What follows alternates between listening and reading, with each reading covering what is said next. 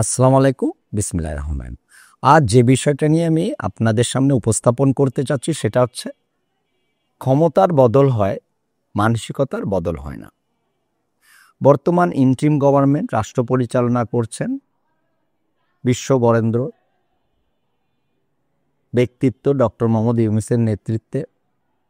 তিনি ক্ষমতায় আসার পরে প্রায় ৬টি কমিশন গঠন করেছিলেন। আমরা জানি এই কমিশনগুলা তাদের রিপোর্ট ইতিমধ্যে সরকারের হাতে সবাই হস্তগত করেছে।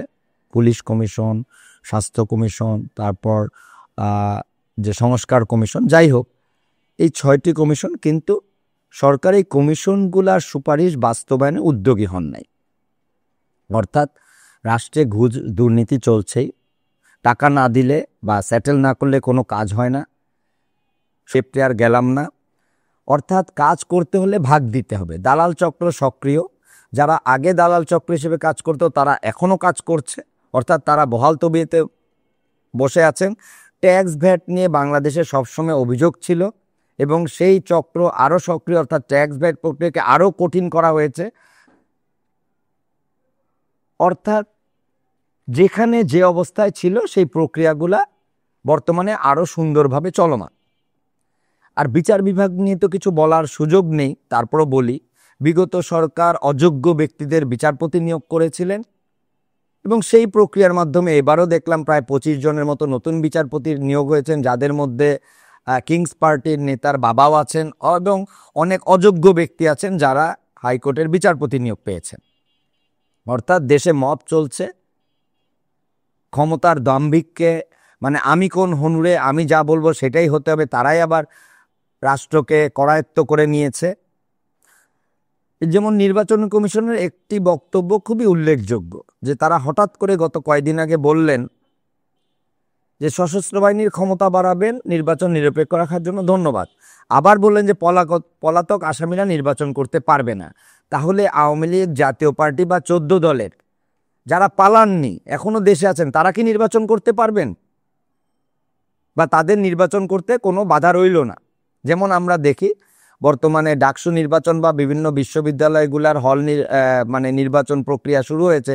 এখানে আমরা দেখি ছাত্রলীগের ছেলেপেলে বিভিন্ন সংগঠনের ভিতর ঢুকে অন্য সংগঠনে যে ছাত্রলীগের সেই ছেলেপেলে কিন্তু নির্বাচন প্রক্রিয়া অংশগ্রহণ করছে। অর্থাৎ বিশাল একটা শুভঙ্করের ফাঁকি। ছোট্ট একটি গল্প বলি। একবার বনের রাজা সিংহ সিদ্ধান্ত নিল সকল বনের পশু শিশুকেই শিক্ষা লাভ করতে হবে। এখানে শিক্ষক নিয়োগ করা হলো কাকে? বানরকে। এবার বানর সকল শিশু আসলো, জিরাফের বাচ্চা আসলো, শিয়ালের বাচ্চা আসলো, হাতির বাচ্চা আসলো, বাঘের বাচ্চা আসলো। এবার উনি বলল যে এটা হচ্ছে প্রথম পর্ব। প্রথম পর্ব কি? গাছের মগডালে উঠতে হবে। এখন যতবারই শিখায়, মাছের বাচ্চা আসলো সেই স্কুলে পড়তে, এখন মাছের বাচ্চা বেশক্ষণ বসে থাকতে পারে না, তাকে কিছুক্ষণ পর পর যে পুকুরে নদীতে ঝাঁপ দিয়ে পড়তে হয়, আবার উঠে আসতে হয়। এই দেখে সেই বানর তো মহাবিরক্ত এবং রাজার কাছে অভিযোগ দিল যে সবাই ঠিকমতো সময় দিতে পারে না। হাতির বাচ্চা যেমন গাছে উঠতে পারে না, তারপর জিরাফের বাচ্চা যেমন গাছে না উঠেই গলাটা লম্বা করে উপরের মগডালের পাতা খেয়ে ফেলে, একমাত্র বানরের বাচ্চাই বেয়ে ওঠে। প্রথম ক্লাসই তো কেউ পাশ করতে পারছেন। তো রাজা পরীক্ষা দেখতে আসলেন, দেখলেন আসলেই বাস্তবতায় যখনই বললেন যে গাছে উঠে যাও, তখন বানরের বাচ্চা গাছে উঠে গেল, আর হাতির বাচ্চা উঠতে পারলো না, সে ওই গোড়ার মধ্যে দাঁড়িয়ে রইল। তারপর বাঘের বাচ্চা সে কিছু দূর উঠে পিছলায় পড়ে গেল। সেই জিরাফের বাচ্চা সে উঠার চেষ্টাই করলো না, সে তার মাথাটা লম্বা করে দিল গাছের উপরে। এই পুরা সিচুয়েশন দেখে সবাই ফেল করলো, শুধু এই প্রথম ক্লাসে পাশ করলো বানরের বাচ্চা। মাছের বাচ্চা তো লাফ দিয়ে পানিতেই চলে গেল। তো এই দেখে রাজামশাই পুরস্কৃত করলেন বানরের বাচ্চাকে।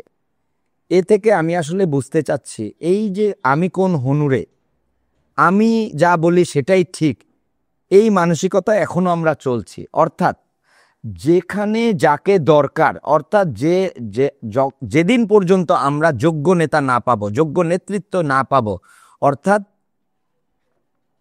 ক্ষমতা বদলাবে কিন্তু মানসিকতার বদল হবে না। ধন্যবাদ।